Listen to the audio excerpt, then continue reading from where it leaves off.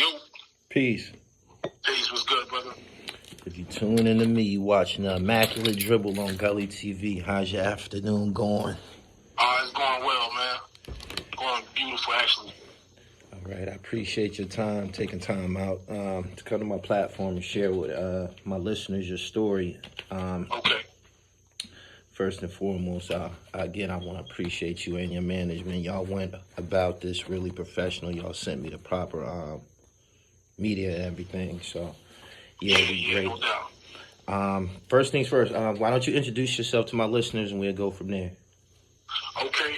My name is Casablanca. I'm the VP of Mali Empire. I do the audio engineering as well as mix and mastering for the crew. I'm also one of the top MCs in this underground thing as well. So, you know what I mean? That's just a little bit right there. No doubt.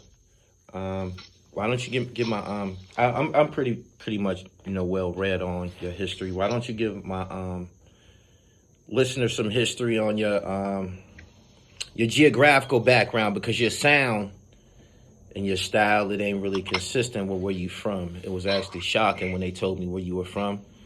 So, how was you able to develop, somewhat a taste for East Coast craft down there in the South? Well, it's kind of like not really hard to explain. I just always gravitated towards lyricism as a kid. Like, I always, like, when it came to, like, watching just music videos when we used to have Rap City and all that back in the day, I've always gravitated towards that. I don't know what it is, just the sound. You know what I'm saying? Just the lyricism that was delivered. Whether it was listening to Mobb Deep, Tribe Called Quest, all the things that came from all that, Jay, Nas, I've always been interested in that because it always kept me, like, in tune and listening. And I was always looking for the slickest line, you know what I mean?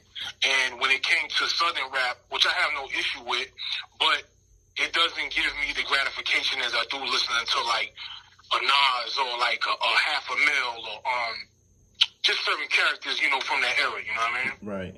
How was you able to go about procuring and securing some of this music down there in the South? I mean, I know half a mil is an esoteric sound. That's esoteric music. How was you able to grab something like that down in the South?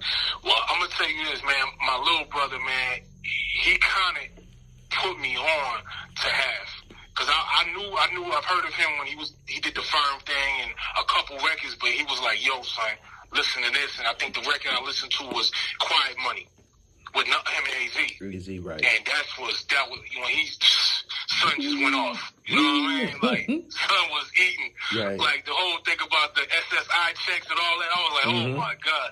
Son was eating on that. So, once I heard that, I really, really got into half. You know what I mean? Right. Looking at his story and this and that. And it's just crazy. You know what I mean? He was one of them top dudes that was actually giving you that knowledge. You know what I mean? Got it. So. Okay, so you were born and raised in New Orleans. Well, I born in New Orleans. I stayed there from until I was 11 or 12. I moved to Mississippi for 3 years. Then I bounced to Florida, like Tallahassee, Orlando, Fort Lauderdale. Then I came to Dallas. Oh my goodness. It's crazy, man. So, in all of those regions that you visited, you had a hip hop experience, or there was something in each of these cities that helped fashion you as an MC. When did you pick up artistry? I can tell you when I was about 12, and I started playing around with writing, and with one of my homeboys in Mississippi, and he would we was just like kids, you know what I'm saying? Just going around listening to rap music at the time where that was out. And we was just writing, and he started spitting without no paper. This is the first time I ever seen somebody do that in person. Mm-hmm. And he would just go off their head, and he was really making lines connect. And I'm like, this is crazy. So I never forget, we was playing the game GoldenEye on 64, right? Okay. And it was when you pause the game, there's a little beat that come up, and this nigga freestyle to the whole thing, and I was like, so I'm like, oh, I gotta get up, and then after that, he left, he moved out of the state or whatever, and I never seen him again. Mm-hmm. But just that taught me like, yo, this could go somewhere. And I'm still writing, doing my thing. And I think the first beat I ever wrote to as a kid, man, this is like, I think it was like, Forgot About Dre, matter of fact. Okay. And then the craziest thing, my little bro, if he was here, he would tell you, like, I basically mimicked Eminem's flow, but put my own lyrics in it. Okay. So that's when I knew, I was like, okay, I know how to do that, and I know how to put the words in. So, you know, I try to figure it out. So later on, I moved to Florida, and once I got to like Orlando area, and then I got to Lauderdale, it started being like, I started seeing a lot of cats from the East Coast in those cities. Mm-hmm. So it'd be like niggas from New York, you know, from all the East Coast tri-area. I would meet everybody, and it had these ciphers. You know what I'm saying? And you know, if you in that thing and you whack, they gonna clown you for the rest of the week or the rest of the year. You know what I mean? So you had to be nice. So I had all this competition in front of me, and every day we'll go to school at the lunch, and then we get in the cipher and it's on. You know what I mean? And see who the nicest. So it started that, then battling started happening. We was battling heavy. You know, just doing that, everything in school, we just battling heavy. You know what I mean? So that's what tested my skill. You know what I mean? Okay. Was battling. You know what I mean? Okay. So, yeah. What year did you choose the name Casablanca? Hold on. Okay. Tell me about your first rap name first. I know you got a couple. All right. So, one of my first rap names, I didn't even call myself this. I didn't even have one at the time. When my dude called me Rabbit. You know, remember 8 Mile, right? Yeah. So they when I first battled one time, it was like, yo, he got potential. Yo, that's Rabbit right there. He gonna be crazy when he get older. And I was like, probably 14, 15. Okay. So I was going by Rabbit for a minute. And then it's like, they knew me as the young dude because I was always around the older dudes and stuff. So that happened. And then I changed it to, and then I just went by city for a while because I always moved city to city. Okay. And everybody knew me as that. So a lot of my street homeboys, they don't know me as City. You know what I mean? And after that, when Casablanca came into effect, I'm a big Wu head. So when it came to Raekwon's Casablanca record, that shit just sparked me. Got it. I'm like, yo, the storytelling, the wit, everything on that Immobilarity album caught me, and I said, that's an ill name. Wow. And then I did the history on that. You know what I mean? Right. And then boom, you know, the Morris thing, the whole thing, you know what I mean? So all right. I see it's a lot of Marshall Mathers tied up into your story, into your inspiration. Is it safe? Yeah, unfortunately, yeah. It's cool, you know, it's cool. It's cool. I like him, man, but it's like that wasn't, you know what I'm saying, the ground basis of everything, but you can say that, yeah. You can definitely say that. Nah, man, we need perspectives from everybody, you know what I'm saying? So yeah, what was it about him that, you know, made you gravitate towards They Forgot About Dre? Was it just the access to the track, or you liked the way he was flipping on that joint? Yeah, it was just the way to flow, and it was a faster flow. You know what I mean? Because at that time period, a lot of that faster flow thing was going on. Mm-hmm. You know what I mean? Even a little bit before that. Because, I mean, I can even go back to, like, earlier listening to, like, Twister and Do or Die, whatever, on, you know, on, what's that record? Dang, man. Pope Pimp. Yeah. There you go. That's one of the records that really got me into, like, yo, this is ill. You know what I mean? So it's really like with that fast rap, that's what I used to like, heavy, Ludacris, a lot of cats like that, you know what I mean? And so that's what, I don't know, I just liked that beat at the time, you know what I mean? And I just did that. You know, when did you start to record? When I was 16. What city? This is like in Lauderdale. This is in Lauderdale. Okay. I got I was in my man's home studio, and it's crazy because my man, like, he was the only cat I knew at that time had a home studio. It was my guy named Mike, and then shout out to my dude Tito, the Czar. He got me in the studio, and I laid my first record down, and they was really feeling me. And I laid another one down that I did with my boy Mike, and they was really feeling it. So I just became part of their crew. You know what I mean? Okay. And yeah, man, that was the first time. But see, I was so like not seasoned, because it's different from when you spitting on the street to when you get in that booth. Right. You know, it's about inflection. It's about performance. You know, it's a lot of things that go into that. So I didn't know that going in. You know, I mean, I'm thinking like, you know, I just feel like I'm on the street and going there, you know, boom, boom, boom. But it's all learning. You know what I mean? Right. So. I was listening to a lot of your music last couple of days before he got on. Let me ask you something. It's obviously a certain sound that y'all be reaching for, that y'all I guess y'all ask the producers for. It's like, I don't know, abstract, sometimes dark. Tell me about the sound that you guys choose, because I get a specific feeling from listening to your music than I would from listening to a track like Nostradamus. You understand what I'm saying? You understand what I'm saying? Like the tempos and shit like that. Right. So is it a certain BPM or something like that that you choose in regards to the tracks that you rhyme on? You know what? I don't necessarily look at it the technical side of BPM, but I just know when I hear it. You know what I'm saying? It's like whether it's the slow tempo or the faster, you know, or the middle range. You know what I mean? So I don't really think about the tempo, but I just know when I hear it, oh, that's it. You know what I mean? So yeah. I want to hear you niggas on "Fuck You" by the Locks. Yo, I want to hear what y'all do on something like that, man. Like, seriously. Yeah, I think, you know what, that'll be ill for a freestyle. You know, I was thinking about that since I seen the verses and all that, and I was thinking like, yo, should we pay homage by doing something like that? You know what I mean? People like that shit. I know I do. People like that shit. That's a fact. And not only that, that's one of those tracks that kind of like pushes the MC. It will bring out the best in you. It has to, or you're gonna get ran over by the momentum of the track if you don't got the bars. Yeah, if you ain't got the bars to keep up with that. So I just wanted to ask you that about in regards to y'all sound. This sound that's out, I call it the sound. Previously, I interviewed Nowaah the Flood, and he called it lo-fi, something like that. When was your first experiences with encountering producers that produced this particular sound, this lo-fi sound? Okay, I'm gonna give you a little story. All right, so in 2013, I thought about hanging the mic up, right?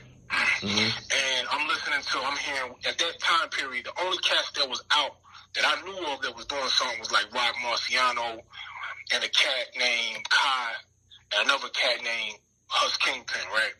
So I'm sitting there listening to Hush joint one day, and I said, you know what, I'm gonna do how they used to do back in the day, look at the credits and who produced what. So I found a cat that produced a record I like. His name, he go by the name of Giallo Point. And I looked him up, and he had a band camp full of like beats at the time that you could buy or whatever, you know. So I copped a couple of them, and it was like 99 cents or whatever. So I said, you know what, I'm gonna try this. I'm gonna spit to one of these joints. I'm gonna send it to him, and I'm gonna see, because at this time, like, I was going through a lot, man. Like, everything was going on. Like, I had just had my first son. Like, money wasn't right. You know what I'm saying? So I'm just like, you know what? I'm about to hang this crap up. So I do a record. I sent it to him. The second day, son hit me. He's like, and he put a post up like, if you gonna jack beats, this is how you jack beats. And then, and this is 2016. So when that happened, I was like, okay, so it started to get a light on me. But getting back to your question, the type of beats and that sound, I always loved that because, like you said about the Locks, that's one of my favorite beats. That Fuck You record, you know what I'm saying? Okay. It's one of my favorite beats. That whole Mobb Deep sound, that darkness, that MOP stuff, that's what I like. You know what I'm saying? Yeah, that's what I was saying. That's what I was saying. I noticed that a lot of your sound, a lot of your records, that there is on those like dark style beats. Again, I do want to hear you on "Fuck You" though at some point. I got a few projects in the mail the last couple of weeks from a couple of MCs, particularly Nowaah the Flood, and I noticed that you're on this project with Stu Bangers, and you also on Trill Mathematics too. How did you meet Nowaah the Flood? Okay, how I met Flood. All right, so this is 2016 as well. This is like right around winter time, and son hit me on via Facebook, and he's like, yo, you in Dallas? I'm like, yeah. You know what I'm saying? And he was like, no, are you really in Dallas? I'm like, I was like, yeah, I'm in Dallas. He's like, some people say they're in Dallas, they're on the outskirts of the city. Mm-hmm. So he was like, yeah. I said, all right. So he said, yo, pull up at this spot, man. We're going to get busy or whatever, because we talked about doing the track. Mm-hmm. So at first I was like, whatever, because I didn't even really listen to some music like that. I heard him. Mm-hmm. I was like, nah, I didn't get it at the time. I was like, I think I just spared listening to it. I was like, yeah, whatever. Right. So then, as I go to the crib and I meet up there, the craziest thing is, it was in Mesquite, Texas, matter of fact, where I met him at, and it was at his homeboy's crib. So, but he's not even there. Mm-hmm. Like, Flood didn't even show up till like 10 minutes later. So it's me and my girl, and we sitting there, and she's like, what is dude at, man? You know what I'm saying? I'm at a house I don't know about. Right. I'm outside knocking. I don't see nobody. And I'm like, man, this is kind of look sketchy. So they end up pulling up him and Cap Chino, the producer. So, boom. They pull up, we dap it up, we go inside, we knock out a record. The first record we knock out is called For Life. Mm-hmm. I think we still had a record, it's somewhere, but it went out on SoundCloud, did its numbers. But ever since then, we just been rocking, bro. That's it. You know what I mean? I come to his crib, scoop him up, we go to the studio, vice versa. You know what I mean? Right. So that's how we've been rocking. Yep. So y'all basically two separate solo artists that happen to have a track record history together.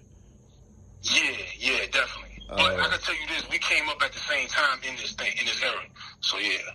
Okay.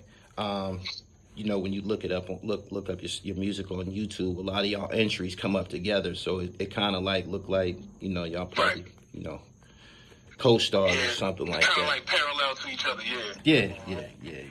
What was it about Nowaah that made you gravitate towards him and made you want to do records with him? I mean, you said you met him and he invited you someplace, and you said in the beginning you didn't really get what he was doing. At which point did he convince you after y'all recorded your first record? Well, it was after that, and then I went back that same night to listen to what he do, and I was like, how I missed this? You know what I mean? Because it was he only had a few records out. Mm-hmm. At that time, and I was like, it was one joint that was produced by Cappuccino. I can't remember the name, but he was going off, and he kind of reminded me of Capadonna almost. You know what I mean? I was like, oh man, this nigga's crazy. Right. So I was like, I don't know how I was about to pass up on this.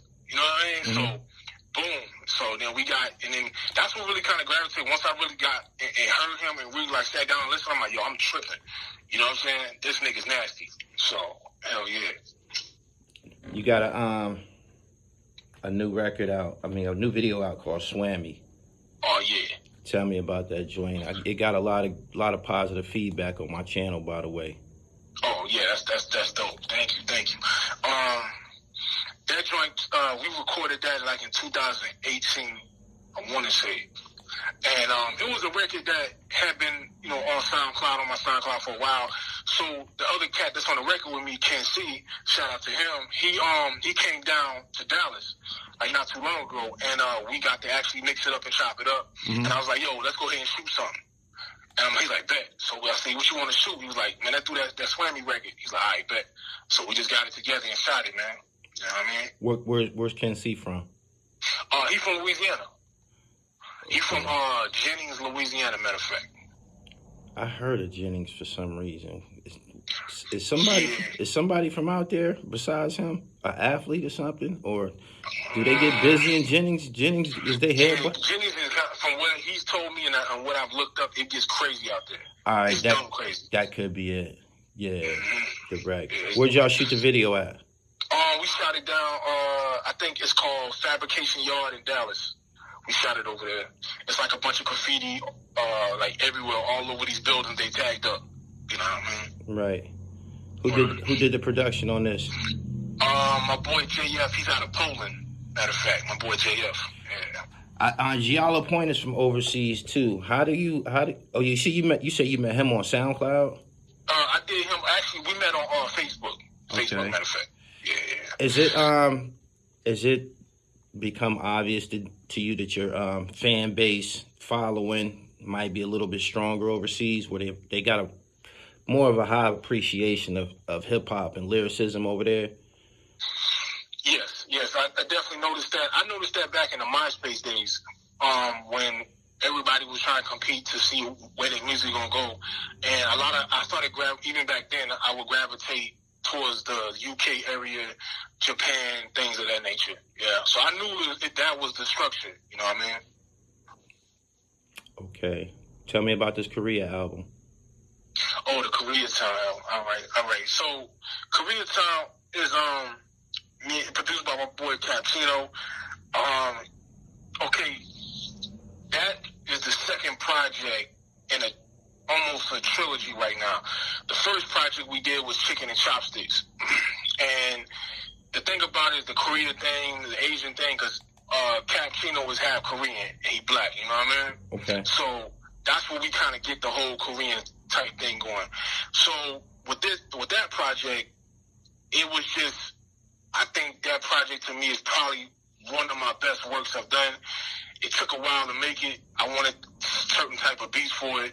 I wanted, to just be really cohesive. And I think we kind of accomplished that. It's some people say it's a hard listen, but when they do get it, they get it.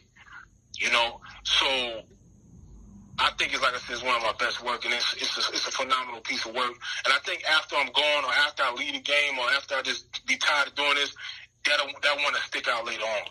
You notice how you said some people said that it's kind of like a hard listen? Yeah. I when I was listening to it, that's the vibe that I got was, why does this have to be so complex? The tracks, like, that's what I'm like, damn, could this nigga just rap on Nostradamus or some shit like that? Like, you know what? That's the thing. Like, I made it that way to be like something you would have to digest for it's gonna take a while for you to understand and get. You'll see things on the surface, of course, but then when you dive into it, you be like, man, this thing is crazy. I don't even know how to, get this at this point. You know what I mean? I can't get it. right. But you will later on. You know what I mean? Because, one of my favorite battle rappers is Loaded Lux, and a lot of people say about his stuff, you don't get it right off rip until you go watch it 3-4 million times. Oh, yeah. That was a great, that was a great example to use in regards to establishing that point, because you do got to listen to Lux a few times, probably 3 or 4 times sometimes to get what the fuck is going on. Because Son is like, he's on another planet, you know what I mean? So, yeah. Have you ever felt that you had to dumb it down a little bit? Oh, yeah. If you listen on my earlier stuff, when I came out with 16, I had to dumb it down because I was scared that I didn't want to scare people off or whatever the case may be, because I've been sounding like, how you hear the recent stuff, I've always sounded like that. I had to dumb myself down. So you can hear records like I did with my first G-Point tape, or let's see, I did a couple takes after that. To me, it's dumbed down. It's probably not dumbed down to most, but it is. It's not like what you hear now. Right. You know what I mean? I actually have my first actual tape that I ever produced is called The Year the Mac 11. It came out 2012, I want to say, but it's called Year the Mac 11. It's with my guy Meth Luciano, and that was our actual first piece of art. And if you hear how I sounded on there, I was like 19, 20, and it sound the same. You know what I mean? In this I don't know, this genre of music that y'all participate in, Nowaah called it the lo-fi sound. It seemed like most of y'all do records with each other. Yeah. Do you feel like at any point do you feel like stepping outside the box and actually dealing with somebody from the mainstream? Like, whenever I listen to a Nowaah the Flood project, or whenever I get basically anybody from Giallo Point, whenever I get a project from him, the MCs are somebody I never heard before. They always brand new.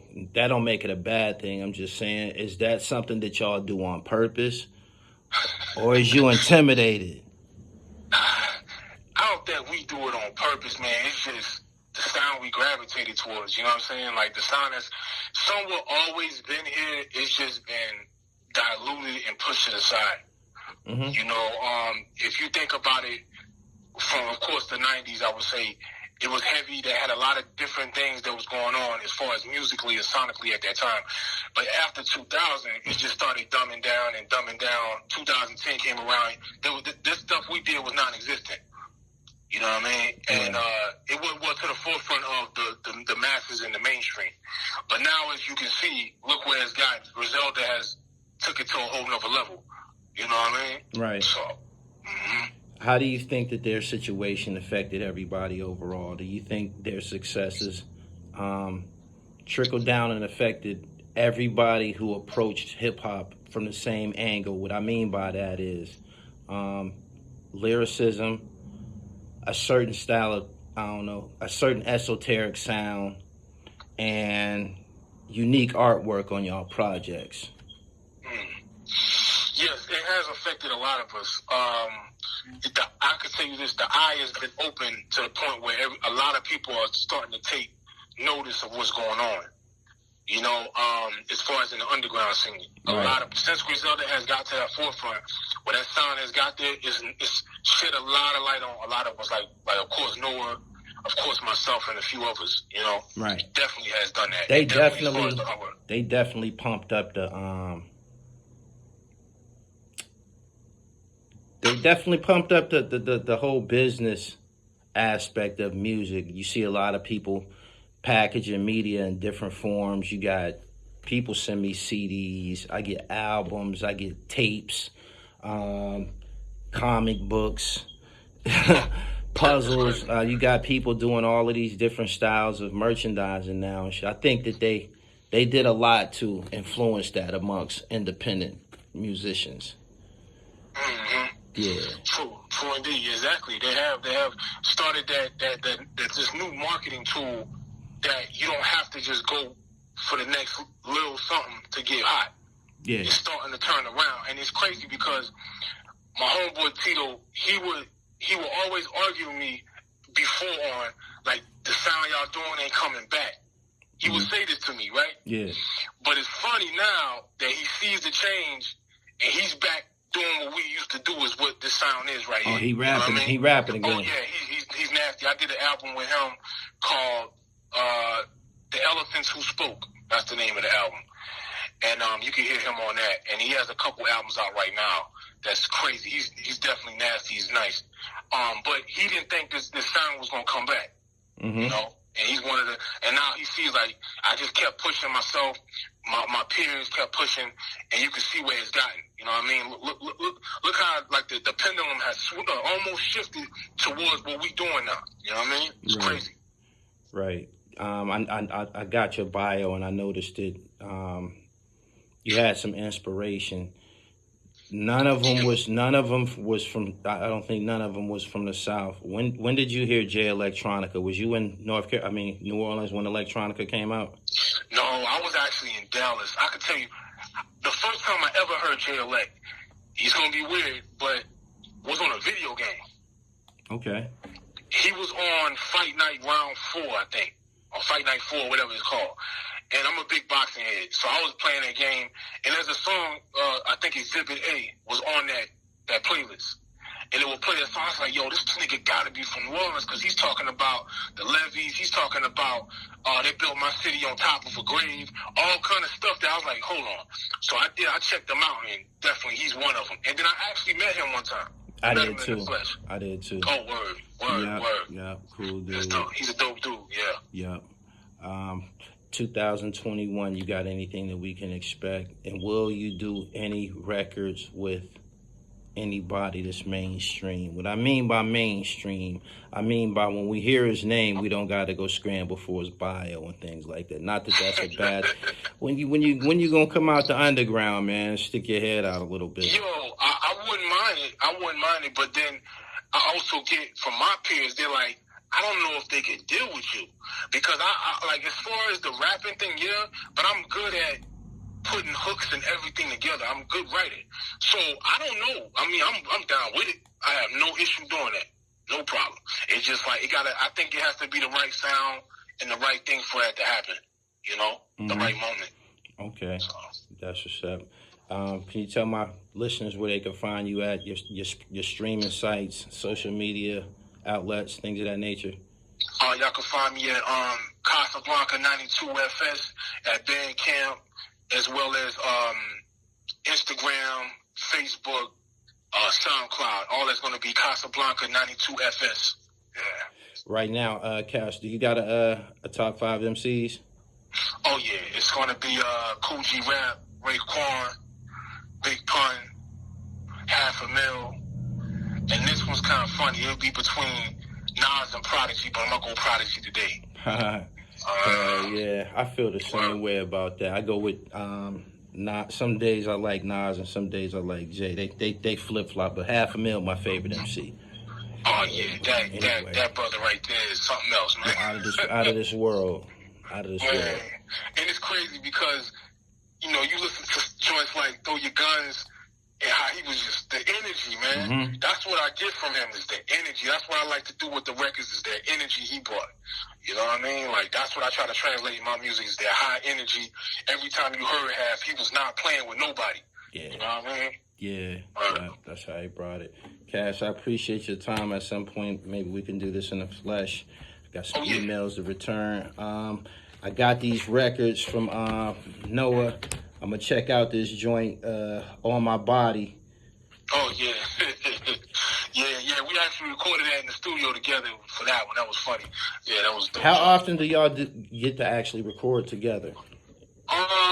We haven't recorded actually together in a while because, he's in Cali now. Okay. So, I'm about to probably go to Cali in a couple months to see him, so we definitely get some footage and things of that. You know what I mean? We'll get that going. Okay. Casablanca, I appreciate your time. Can you give me a drop for Gully TV and we're going to get up out of here? Shout out to Gully TV. Gully TV World, man. This is the hardest, one of the hardest shows for any underground, anything you checking for news. This is it, man. Gully TV, man. Word, Casablanca. Peace. All right. Peace. One.